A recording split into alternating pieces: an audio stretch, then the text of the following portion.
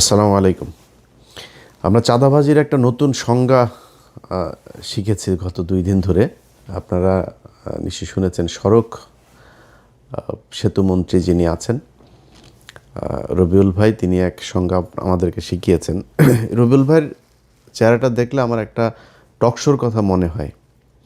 এই চ্যানেলের এই হিজড়াটা আছে না, সময় ইসলাম, এটা এক টকশোতে ওনারে ডেকে নিয়ে সময় ইসলাম যখনই বিএনপির কোনো লোকজনের ডাকতো, এদেরকে আওয়ামী লীগের সাথে মিলে একসাথে অ্যাটাক করতো।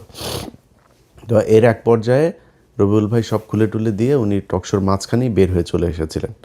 ওইটা আমার খুব মনে হয়, এবং উনি কথাবার্তাও খুব সুন্দর করে বলতেন।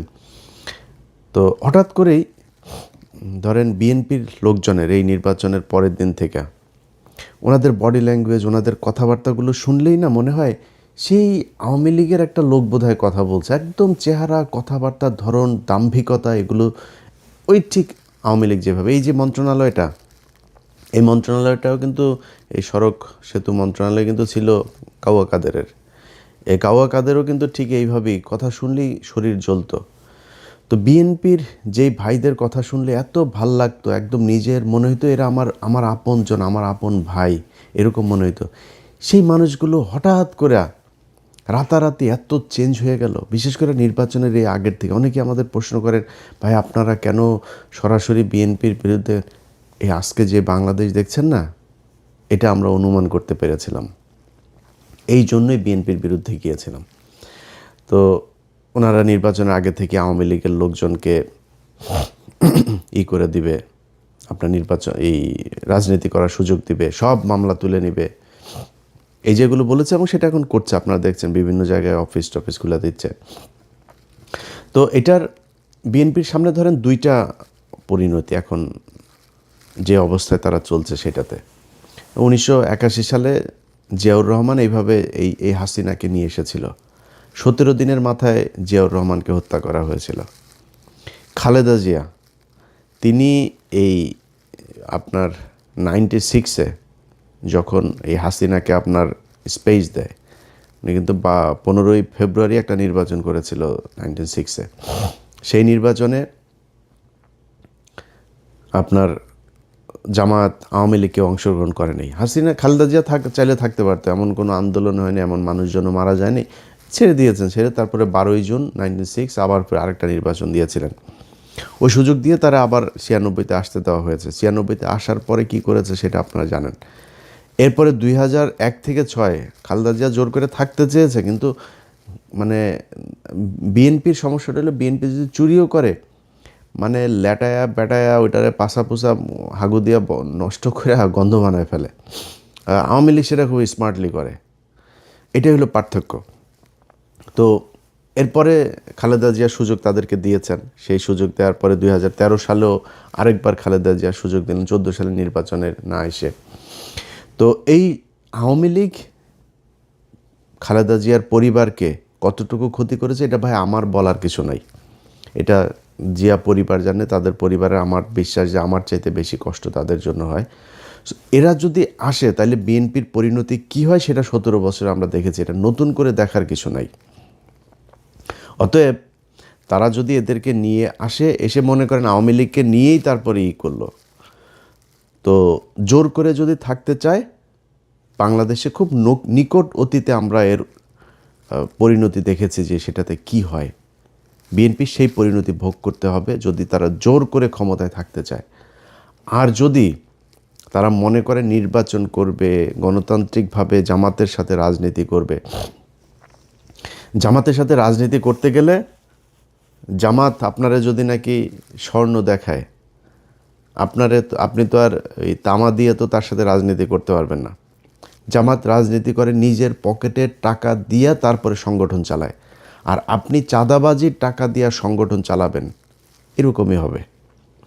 এই যে রবিউল ইসলাম ভাই, উনি একটা কথা বলেছেন, মানে উনি কথাটা হয়তো খুব কৌশলে, এর আগেও তো এই চাঁদাবাজি হতো, ওবায়দুল কাদের কোনোদিন স্বীকার করেছে এইভাবে বলেছে কখনো?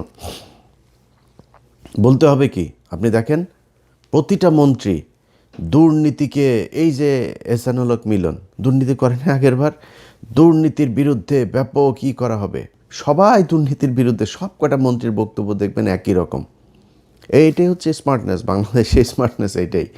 চুরি করবে প্রতিটার পেটের মধ্যে। বাংলাদেশে এই পর্যন্ত যত মন্ত্রী গিয়েছেন সব করার পেটের মধ্যে দুর্নীতির টাকা, মানুষের ভিক্ষার টাকা, চুরির টাকা, এটা প্রতিটা মন্ত্রীর পেটের মধ্যে। এরা এই দুর্নীতি করার জন্যই এমপি হয়, মন্ত্রী হয়।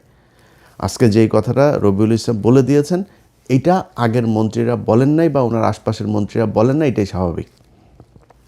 শহীদুদ্দিন চৌধুরী অ্যানি ভাই আজকে বলেছেন যে না, সড়কে কোনো চাঁদা চলবে না। অ্যানি ভাই, আপনি তো পানি সম্পদ মন্ত্রী, আপনি সড়কের মন্ত্রী বলার কে?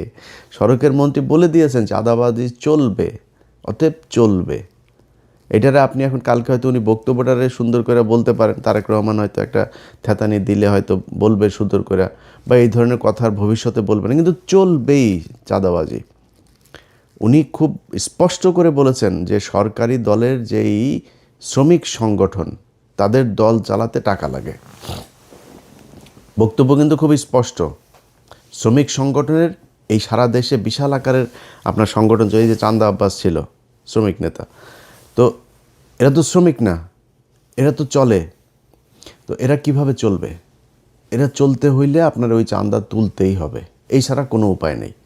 সো আপনাকে রাস্তা দুইটা, হয় নিজে চাঁদা দিয়ে তারপরে দল চালাবেন, নাহলে চাঁদাবাজি করবেন, এছাড়া বিশাল এই দল চলবে না।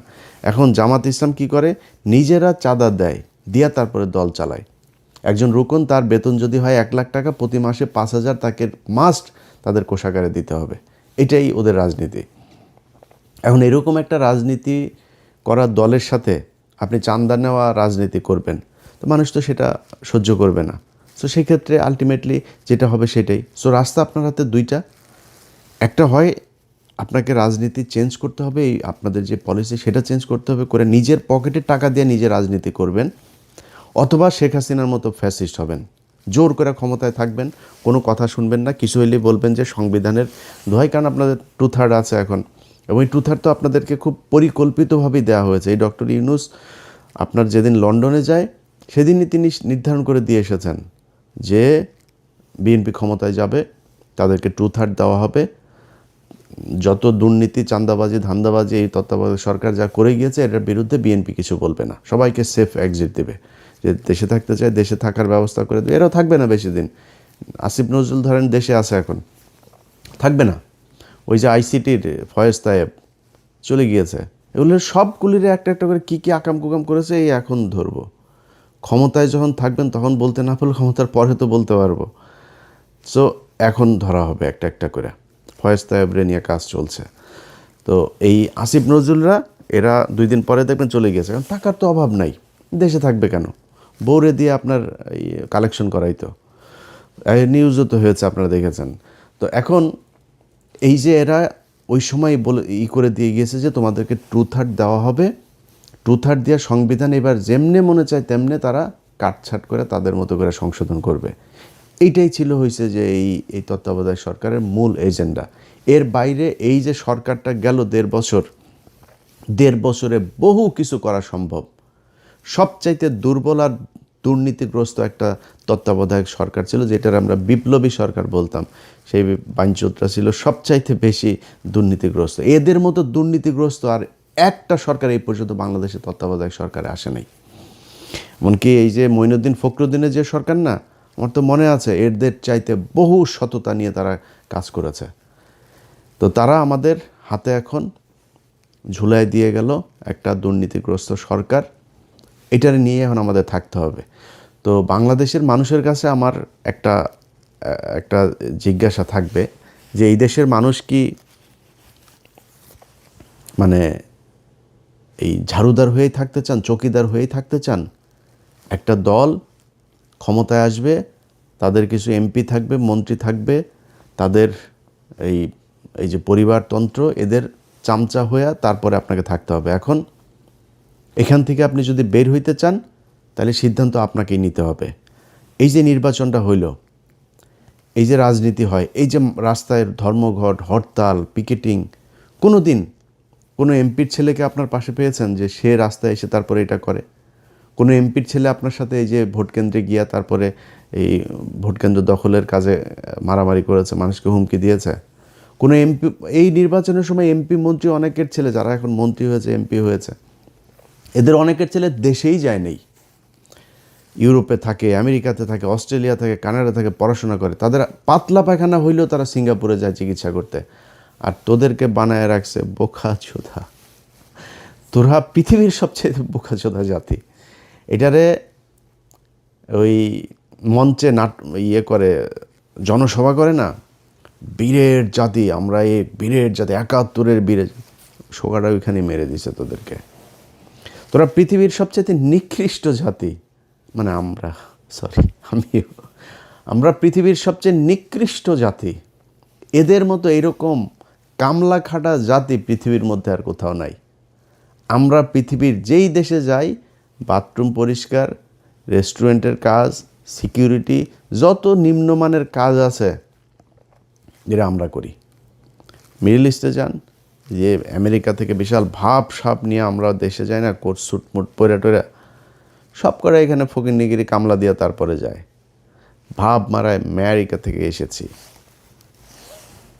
এই হইল অবস্থা। এরপরে কি হয়? পোলাপান বড় হয়, বড় হয়ে তারপরে মনে করেন যদি মেয়ে হয়, বিশেষ করে ধরে একজন বিশেষ এক জাতিকে ধরে, ওই বিশেষ জাতি সাদাটা দাও পায় না, বিশেষ জাতির ধরে তারপরে পরিবার শেষ। এরপরে বাপ মা বুড়া বয়সে যায়, তারপরে করে কি না এই দেশে আর থাকবো না, চলে যাই। এরপরে যায় দেশে গিয়ে এতিমখানায় টাকা পয়সা। আমি পরিচিত লোকজনের এগুলি নিজের চোখের সামনে দেখা, এই জন্য বললাম এইটাই আমাদের জাতি। আমরা, আমার দেশ নাকি সোনার বাংলাদেশ, এই সাউয়ার বাংলাদেশ রে, সাউয়ার বাংলাদেশে বাংলাদেশের মানুষ থাকতে পারে না। দেশের মানুষ বাইরে যায়, কামলা দেয়, টাকা পাঠায়, সেই টাকা ওরা পাচার করে বিদেশে পাঠায়। এটাই হলো বীরের জাতি। তোদের যদি লজ্জা থাকে তাহলে ভবিষ্যতে এদের এই ঠিকাদার, পাহারাদার, চৌকিদার, কামলা দিতে সামনে আর যাবি না। তোদেরকে দিয়া এই নির্বাচনের মাঠে কেন্দ্র দখল করায় তোদের কি চাকর বানায়? তোরাই চাকর। প্রতিদিন এই যে ট্রাকের মধ্যে থেকে যে চাঁদাগুলি নেন, এটা কিন্তু এমপির কোনো ছেলে নেয় না, মন্ত্রীর কোনো ছেলে নেয় না, কিন্তু এটা টাকার ভাগ কিন্তু একদম শেষ মাথা পর্যন্ত যায়। টাকাটা উঠায় কাঁদে দিয়ে তোরে দেওয়া উঠায়, তুই কামলা, ওইখানেও তুই কামলা। সো এই তোদের মতো কামলাদেরকে দিয়া এই দেশে এরা রাজনীতি করে এদের ছেলে মেয়েদেরকে বিদেশে পড়াশোনা করায়, নিজেদের কিছু হইলে তারপর ট্রিটমেন্ট নিতে যায় সিঙ্গাপুর, থাইল্যান্ড, ব্যাংকক। বাংলাদেশে এদের ট্রিটমেন্টও নেয় না এরা। এইভাবেই চলছে, একদম চোখের সামনে এইভাবে চলছে। প্রতিটা মন্ত্রী, এমপি, সব করার সন্তানের পেটের মধ্যে চুরির টাকা, দুর্নীতির টাকা, এই দেশের মানুষের ভিক্ষা করা টাকা এগুলি। এই যে বলেছে না যে এদেরকে চাঁদাটা নাকি এমনিতেই যারা স্বেচ্ছায় দেয়, স্বেচ্ছায় মিয়া ফাও কেউ টাকা 1 টাকা দেয়। আর যদি স্বেচ্ছায় নিতে চাস তাহলে তোর লোকজনরে বল যে থাল নিয়ে বসতে, আল্লাহর হস্তে 2টা দে, এমনি বলতে বলবে। লাঠি একটা হাতে নিয়ে, আমরা দেখি নাই এই চুয়াডাঙ্গা থেকে ঢাকায় আসতাম, মানে শুরু হয় আপনার একদম ঝিনাইদহ থেকে শুরু হইতো, মাগুরা, ফরিদপুর, রাজবাড়ী, এইদিকে মানিকগঞ্জ, সাভার, পুরোটা গাবতলী থেকে একদম পুরোটা আপনার এই চাঁদাবাজি চলতো। লাঠি একটা নিয়ে 3-4টা পোলাপান দাঁড়ায় থাকতো, এরা বিভিন্ন জায়গায় এই যে বিট করা, ওই যে বামগুলো করা, যাতে ওইখানে আসলে আপনাকে গাড়ি থামাইতেই হবে। এবং কন্ট্রাক্টর ওই জায়গায় জানতো কয় টাকা দিতে হইতো, ওই টাকা সে হাতের মধ্যে রাখতো, দিয়ে চলে আসতো, কোনো বার্গেনিং নেই, এটা ধরা বাঁধা। সো সবাই জানে আপনাকে দিতেই হবে, তাই আপনি দেন। আপনি থাল নিয়ে দাঁড়ায়েন তো দেখি স্বেচ্ছায় কীরকম দেয়। সো এটা স্বেচ্ছায় টাকা না, আপনি জোর করে ভিক্ষা নিচ্ছেন। এই ভিক্ষার টাকা একদম শেষ দলের শেষ মানুষ পর্যন্ত যায়, এটাই যায়। মনে করার কোনো কারণ নেই যে এমপিরা যে আপনার মনে করেন দলের সর্বোচ্চ নেতাদেরকে আপনার এই যে টাকা দিয়ে তারপর মনোনয়ন নিয়েছে, ও এমপি টাকা কই পায়? ও একদম একদম এই ভিক্ষুকের কাছ থেকে যে টাকাটা নেয়, ফুটপাতের যেই একজন হকারের কাছ থেকে যে টাকা নেয়, মেথরের কাছ থেকে যে টাকা নেয়, সব টাকা ওইখানে যায়। তোদের পেটে এমন কোনো অসভ্য টাকা নাই, এমন কোনো ছোট টাকা নাই যেই টাকা তোদের পেটে যায় না। সো এটাই হলো বাংলাদেশ। যারা কিনা কাজ করে খায়, তারা নিজের হালাল পয়সা তারপরে খায়। এই হালাল টাকাটারে তোরা মানে হারাম করে তারপরে এই নিকৃষ্ট এই টাকা পয়সা তোরা খাস। এটাই হলো গিয়া তোদের মানে রাজনীতি। সো এই রাজনীতি কইরা যদি নাকি তারা বাংলাদেশে ক্ষমতায় জোর করে থাকতে চায়, থাকতে পারবে। কিন্তু যদি তারা মনে করে যে কম্পিটিশনে যাবে, তাহলে সম্ভব না। এবার এই দেশের মানুষ হুমড়ি খেয়ে পড়েছিল দাঁড়িপাল্লায় ভোট দেওয়ার জন্য। কেন? কী কারণে? মানুষ এই চাঁদাবাজি, মাস্তানি, দখলবাজি এখান থেকে বের হতে চেয়েছিল। এই কারণে মানুষ দাঁড়িপাল্লাকে দেখতে চেয়েছিল যে দাঁড়িপাল্লা আসে কিনা। ধরুন দাঁড়িপাল্লা আছে, দাঁড়িপাল্লা 5 বছর পরে আরও শক্তিশালী হয়ে আসবে। আপনি সিদ্ধান্ত নেবেন যে ভালো হবেন নাকি হাসিনার মতো আরও মানে সর্বোচ্চ ফ্যাসিস্ট হয়ে তারপরে ফ্যাসিজমের মাধ্যমে এই দেশ পরিচালনা করবেন। এই দুইটা, সেটাও যে আপনি খুব বেশি পারবেন তা না। আমরা ভাই এই গত 17 বছরে দেখলাম তো, আজকে এই যে বাবারে বাবা সারা দেশ বিএনপি, আরে বাবারে বাবা সব বিএনপির লোকজন, বিএনপি সারা দেশে কোনো লোক নেই, রাতারাতি চেঞ্জ হয়ে যায় পরিস্থিতি। এগুলো আমাদের চোখের সামনে দেখা। আমরা তো জীবনের অর্ধেক বয়স পার করে ফেলছি, আল্লাহ জানি না কতদিন বাঁচায় রাখবে।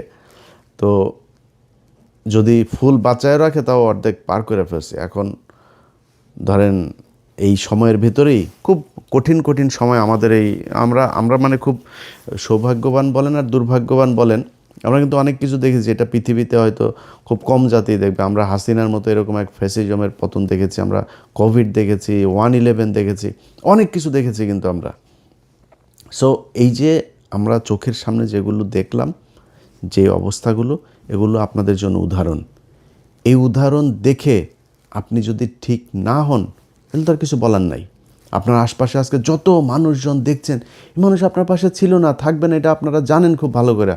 আজকে যে ব্যক্তি এমপি হয়েছে সে যদি মনোনয়নটা না পেত না, বা আজকে ওই যে এই কাউয়া দেখেন, ওই যে এই হারুন পাপিয়ার ঘর জামাইটা, এর আশপাশে কেউ আছে? ওই যে কুমিল্লায় মঞ্জুর মুন্সি বাড়িঘর জ্বালাই দিয়েছে নির্বাচনের পরের দিন, কেউ ঠেকাতে পেরেছে? কেউ তার পাশে আছে? কেউ পাশে নেই। আপনার পাশে যে চৌকিদার, দফাদার, সে যেই ছিনতাইকারীটারি, যেগুলো মাদক ব্যবসায়ী এগুলো থাকে, এগুলো সবাই ওই জন্যই, কিছু খাওয়ার জন্যই থাকে, এছাড়া থাকে না আপনার পাশে। সো আজকে যারা আছে এরা থাকবে না কালকে। আর জামাত ইসলামের এক নেতার সাথে কথা বলছিলাম, জামাত ইসলাম আমি বললাম যে ভাই মনে করেন আপনাদের উপরে আবার ফের সে আগের মতো জঙ্গি নাটক সাজায় নানানভাবে আপনাদের উপরে প্রেশার ক্রিয়েট করা শুরু করলো, কী করবেন? বলছে আমরা রাজনীতি ছেড়ে দেব, আমরা মানুষ তৈরি করব। আমরা তো আর কিছু ধান্দাবাজির জন্য তো আমরা রাজনীতি করি না, আমরা সরে যাব। আওয়ামী লীগকে যদি তারা স্পেস দেয়, নিয়ে আসে, তারপরে আওয়ামী লীগকে দিব রাজনীতি করতে। আওয়ামী লীগই বিএনপিরে সোজা বানায় ফেলার একদম যা রাস্তা সেগুলো তারা জানে এবং সামনে তারা করবে। ব্যাস শেষ। আমি শুনে তাজ্জব মরে গেছি, যেমন বলে কি, হ্যাঁ, যদি এটা জামাত ইসলাম যদি এটা করে, বিএনপি যদি ধরেন এদেরকে নিয়ে আসে, জামাত ইসলাম যদি ওইটা করে, তাহলে বিএনপি বলে দল থাকবে না বাংলাদেশে, জামাত ইসলাম থেকেই যাবে। জামাত ইসলাম রাজনীতি করুক আর অরাজনৈতিক সংগঠন থাকুক, তাদের যে আদর্শ সেটা তারা বাস্তবায়ন করে নিয়ে যাবে। কিন্তু আপনি পারবেন না। আপনি ক্ষমতায় থাকলে আছেন, ক্ষমতায় না থাকলে নাই। আমরা এটা নিজের চোখে দেখেছি। একটা ককটেল ফোটার পরে কিভাবে সব দৌড় দেয়। কেউ ছিল না এদের পাশে। নিজের পার্টি অফিস, সেই পার্টি অফিসে পর্যন্ত যাইতে পারেন নাই। পার্টি অফিসের ঘরের হালকা করে এই কেচি গেটটা লাগে, আবার খোলেন, আবার এই চোর পুলিশ খেলা আমরা দেখেছি। এটাই তো বিশাল এই রাজনৈতিক দলের অবস্থা না? সো ক্ষমতা থাকবে না, আপনারাও থাকবেন না। আওয়ামী লীগ যদি নাকি আওয়ামী লীগকে আপনি করে দিবেন, আর ভারত মনে করেন আপনার চেয়ে আওয়ামী লীগকে দূরে রাখবে ক্ষমতার চেয়ে, ভারত সর্বোচ্চ জিনিস দিয়া তারপরে আপনার এই আজকে মিডিয়া দেখছেন না, যে একটা আপনার লোক না, এরা আপনাকে খাম্বা তারেক বলেছে, এরা আপনাদের খালেদা জিয়ার বিরুদ্ধে কথা বলেছে, এরা বলেছে। আপনি যান, গেল 1 বছর আগেও আপনি সময় টিভি, 71 টিভি টক শো দেখেন, তাদের নিউজ দেখেন, কত জঘন্য ভাষায় কথা বলেছে। তারাই এখনও বসে আছে, আপনি তাদেরকে টাকা পয়সা নিয়ে কিচ্ছু করেন নেই। এটা আপনারা করেছেন। এখন এদেরকে বসায় রেখে যদি মনে করেন সামনে পরিস্থিতি একটু টালমাটাল অবস্থায় আসে, তারা আপনার পক্ষে থাকবে, তারা সব আওয়ামী লীগের পক্ষে কাজ করবে, ইন্ডিয়ার পক্ষে কাজ করবে। এরা সব ইন্ডিয়ার লোক, ইন্ডিয়াদেরকে বসিয়ে রেখেছে। ইন্ডিয়া কখনোই আওয়ামী লীগকে রেখে বিএনপিকে ক্ষমতায় আনবে না। এটা এর আগে জিয়াউর রহমানের সময় প্রমাণিত হয়েছে, খালেদা জিয়ার সময় প্রমাণিত হয়েছে, তারেক রহমানের সময় প্রমাণিত হবে। সো ইন্ডিয়ার হাতে সেই চয়েস আছে। ইন্ডিয়া সবাই বসিয়ে রেখেছে ওই পারে, সুযোগ পেলেই আস্তে করে এখানে দিয়ে দেবে। চয়েস আপনার, কি করবেন? দলে ঠিক করবে নিজেরা চাঁদা দিয়ে দল চালাবেন, না চাঁদাবাজি করে তারপরে জামাতের কাছে হারবেন, নাকি চাঁদাবাজিও করবেন, জোর করেও ক্ষমতায় থাকবেন, এক পর্যায়ে গিয়ে তারপরে ইন্ডিয়ার আওয়ামী লীগের কাছে ক্ষমতা হারাবেন। এই চয়েসগুলো আপনাদের সামনে দেওয়া থাকলো। কেউ কষ্ট পায় থাকলে দুঃখিত, রবিউল ভাই আপনারাও খুব পছন্দ করতাম, ওই যে বললাম নিজের ভাইয়ের মতো মনে হতো। আপনাদের এখানে মন্ত্রিসভায় অনেক মানুষ আছে, এই যে অ্যানি ভাইও খুব অনেকবার ওনার সাথে আলাপ হয়েছে, ওনার খুব দুঃসময়ের সময় কি করব বিভিন্ন পরিকল্পনা নিয়ে কথা হয়েছে, এবং অনেক অনেক খুব পছন্দের মানুষজন আছে এই মন্ত্রিসভাতেও। তো সেই মানুষগুলো হঠাৎ করে কথাবার্তা যেন কেমনে কেমনে বলে, তো এটা খুব খারাপ লাগবে। আশা করি যা বললাম এটা বুঝবেন, আপনার সমালোচনা আপনার ক্ষতি করার জন্য না। আমরাও চাই বাংলাদেশে বিএনপি আর জামাত ইসলাম দুইটা দল থাকুক, আসুক বাই রোটেশন, তারা ক্ষমতায় আসুক, একবার উনি আসুক একবার উনি আসুক, 2 বছর এই দল থাকুক, 1 বছর ওই দল আসুক, চলো কোনো সমস্যা নেই। কিন্তু সবার কম্পিটিশনটা হবে ক্ষমতায় আসার জন্য না, কম্পিটিশন হবে আমি কার চেয়ে কত ভালো রাষ্ট্র চালাইতে পারি, মানুষকে কত ভালো সার্ভিস দিতে পারি, এটার উপরে। এই যে এক বিকাশ নুরু, তারে বসানো হয়েছে আপনার প্রবাসী ইয়েতে, একে মনে করেন এ এখন লাইসেন্স খুলবে, চাঁদাবাজি করবে, পাগল হয়ে যাবে এর অত্যাচারে। এর দিয়া কোনো প্রবাসী আসিফ নজরুলের দেওয়া হয়েছে? হয় নাই তো। এরকম এর দেওয়া হবে না। এই প্রবাসীদেরকে সেই 5 লাখ টাকা দিয়ে মালয়েশিয়া যেতে হবে, সেই পাসপোর্ট করতে কষ্ট হবে, আকামা করতে কষ্ট হবে, দেশে আসার পরে লাগেজ কাটবে, সব একই রকম থাকবে, এদেরকে দিয়ে হবে না এগুলো। তো তারপরেও মনে করি হোক, ভালো কিছু আশা করি। না হইলে এই যে আসিফ নজরুলদের মতো এরকম সব পাবেন, টাকা পয়সা পাবেন, ইজ্জত পাবেন না। আল্লাহ হাফেজ।